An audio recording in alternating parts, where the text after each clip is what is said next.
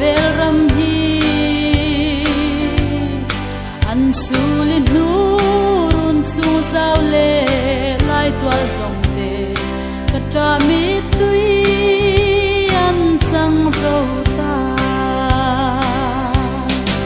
o ngain katra darang len lai kha run chung na bang mai na real tui angadaye chung kim te a dim lai ni zong kha katra nan chang zo ta loi pui ve ang ma chin lai len ruan long du te hia kapar moi ku lia pia lei kwaria noya zal chu ton le ni reng om don lo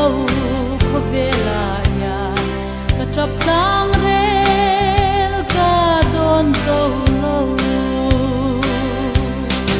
o ngain ka trap darang len lai kha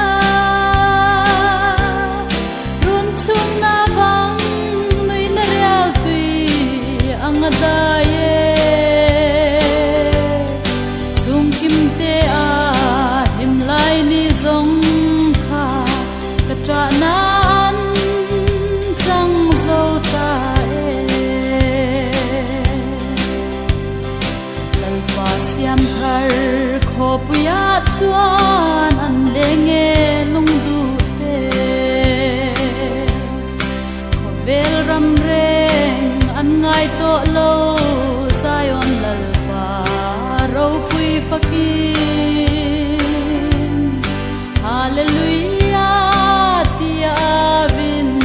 Zion remme lom na chulo chu an chang ta o ngain katra darang len lai kha